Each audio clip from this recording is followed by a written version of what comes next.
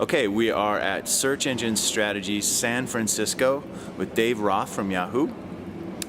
Dave, we've known each other for a couple of years through the search conference and such. So, wanted to take an opportunity to interview you on a couple of things. But first, tell us a little bit about what you do for Yahoo. So I look after search marketing on behalf of all the Yahoo properties. So for the most part, that means running PPC campaigns for properties like shopping and travel and fantasy football and web assets that Yahoo owns. So, and I do dabble in some SEO as well. I build SEO tools for Yahoo SEO managers across the globe.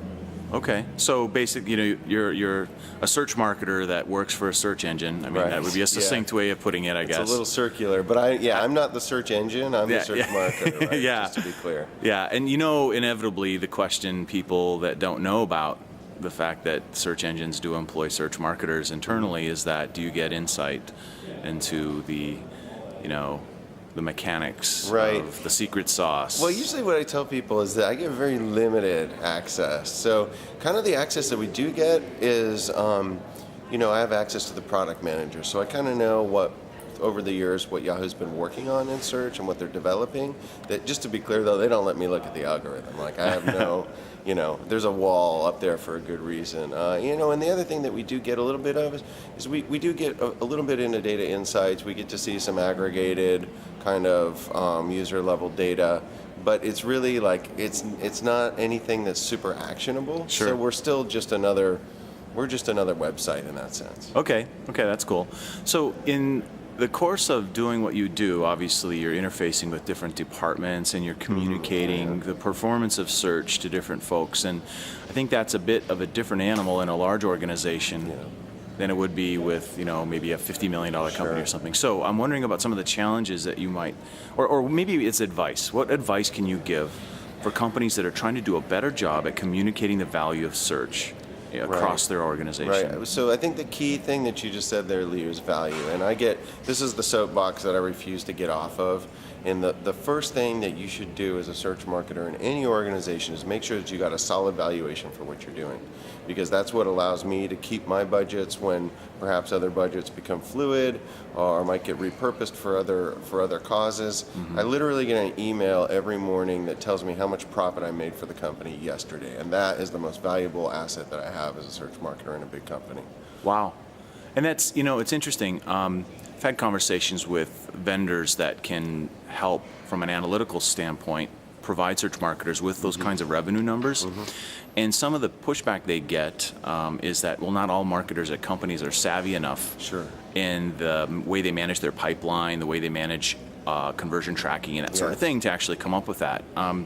So are there any intermediate steps that you would recommend? Yeah. So what I usually tell people, so I have a team of people that just cranks out valuations for me, and they'll say like, hey, whenever somebody signs up for web hosting, that's worth $300 or whatever it is. So I get those numbers pumped out to me in a very useful, actionable way. But if you don't have that, and most people don't, what I always tell people is to just pick a starting point.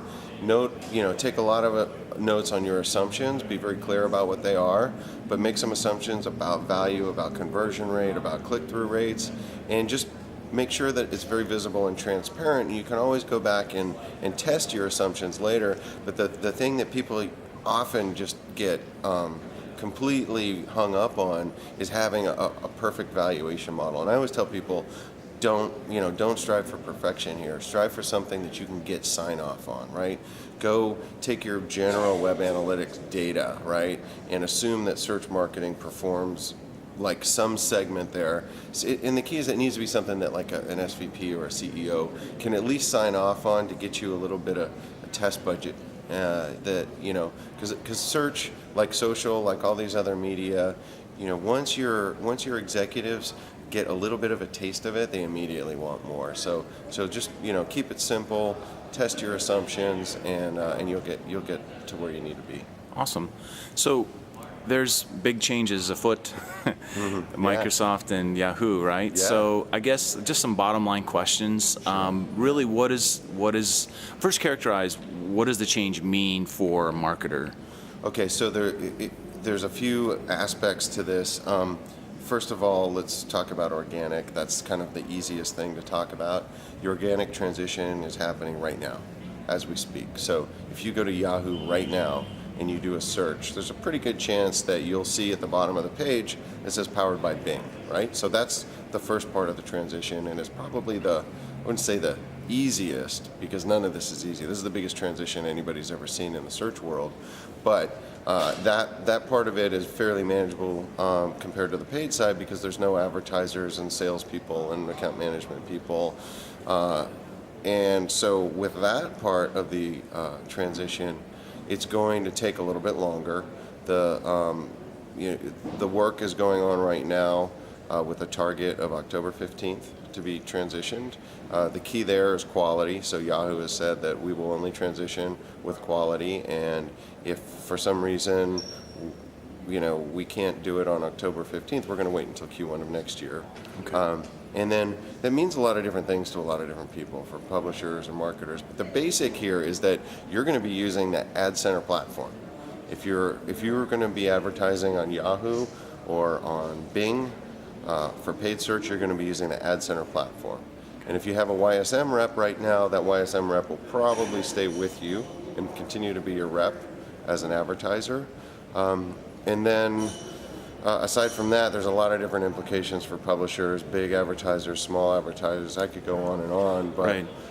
I think going back to the organic side, I think the main thing that a lot of organic, SEOs are talking about is, what's going to happen with Site Explorer, and what about the Bing Webmaster tools? And that's a big topic, because Bing just relaunched all their Webmaster tools. They basically, as far as I can tell, they blew up the old set and have built a new set, and then actually getting positive feedback on that seems like they've done a nice job. But there's still there's still going to be some gaps as far as hey, we used to get this from Site Explorer, are we going to get it over in Bing Webmaster tools? And so the word's still out on that, and I think that's where most of the buzz is on the organic side. I think Google's obviously done a great job at interfacing with the webmaster community through the Webmaster Tools suite, and it's I think a great move that Microsoft made with their Webmaster Tools, and lots and lots of people have relied on Yahoo Site Explorer for link information. So do you think that there will be a continued investment in making that a resource for webmasters? Well, I think that there has to be, and there is evidence that there's a lot of investment right now from Microsoft in the Bing toolset. The very question that you asked, I think, remains unanswered, because in doing some research on this, what I do know is that Bing Webmaster Tools used to have a backlink tool, and it no longer does. Right. So I think the word's still out. There's certainly a lot of demand, and if they're listening to the SEOs in the world, I think that they've certainly got the resources to do it if they want. So here's a last question. You hear different things from folks that work at engines on the engineering side. Some have said, well, we don't want SEOs to win. I haven't heard someone from Bing or Yahoo say that, of course, but we don't want SEOs to win. SEO'd pages should not win in the search results. And then there's another school of thought that says, well, really good SEO is good user experience, actually, because if people don't buy what they find through search, no one wins. Yes. So what's your perspective on the value? I mean, you're kind of invested in it because you're practicing SEO and paid search, but do you think there's a qualitative place that SEO holds to be a value, a resource, a positive impact on how search engines work? Definitely, and I think. Well, and I think there's a couple of dimensions that you can sort of talk about there. One is that, SEO is something different to everybody. My idea of SEO is much more akin to usability. I think SEO and accessibility are very closely tied in the sort of the things that they hold to be important in the industry. And so I do think that it's absolutely valuable that you should, anytime you're building a web asset of any kind, that you should think about search engine accessibility, search engine optimization. And there's certainly, you can take it to an extreme, and that'll lead to possibly some poor relevance, and that's where SEO is less worthwhile.